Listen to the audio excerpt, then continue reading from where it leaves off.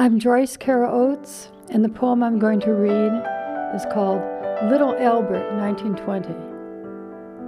I was little Albert, 9 months old in the famous film, in a white cotton nightie on a lab table sitting upright facing a camera. Remember me? Sure, you do. First, you saw that I was a curious baby. You saw that I blinked and stared with all the intensity of an infant brain eager to suck into its galaxy of neurons all of the world. You saw that I was you. You saw that I was a fearless baby. You saw that I was not frightened of a burning newspaper held before me at an alarmingly close range, though indeed my rapt infant face expressed the classic wariness of our race. Next, you saw that I was not frightened of a frisky monkey darting close about me on a leash. You saw that I was not frightened by a large dog brought close to me, nor by a quivering rabbit, nor a small white rat, nor even a Santa Claus mask worn by a menacing male figure clad in white shoved close to my infant face. You saw that I was attracted to the small white rat.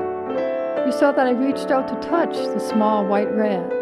And as I reached for the small white rat, behind my head came an explosion of noise. The shock of it sent me sprawling, cringing, face contorted in terror, mouth a perfect O of anguish, howling, as the experimenter John Watson struck a metal pipe with a hammer. What a shock! How terror rushed through me. How desperately I crawled to escape, almost toppling off the edge of the table, except adult hands restrained me. Children naturally fear loud noises. Children naturally fear surprises. Children naturally fear the unknown. Children can be taught to fear the known.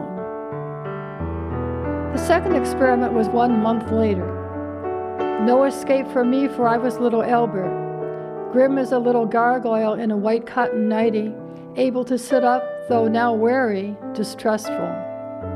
No joy in my little body, as again a small white rat was introduced to me.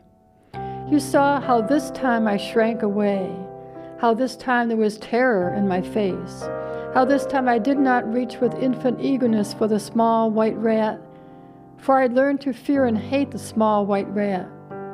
And again you saw how the very presence of the small white rat precipitated a deafening clamor as John Watson another time struck a metal pipe with a hammer again and again behind my head, for who was there to stop him?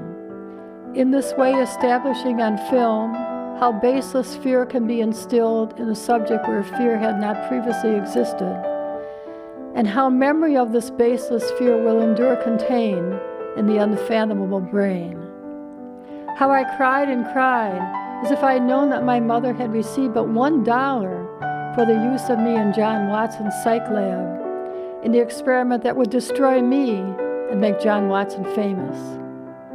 For in the alchemy of my brain, my fear of a small white rat had become generalized, and now, as Watson ably demonstrated, I feared the monkey, the dog, the rabbit equally, though each was unaccompanied by a clanging hammer. Now I fear the menacing figure in the Santa Claus mask, as if understanding that Santa Claus was my tormentor. Cried and could not be consoled. Even a woman's fur coat terrified me, for how could I trust softness? Sudden movement, sounds behind my head, the unexpected. Classic Pavlovian conditioning, bedrock of behavioral psychology, brilliant pioneer John Watson. You are wondering, did John Watson decondition me? No, he did not.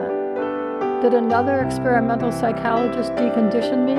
No, he did not. Ask me what was the remainder of my life. Ask me, did I adjust to life after the infamous experiment?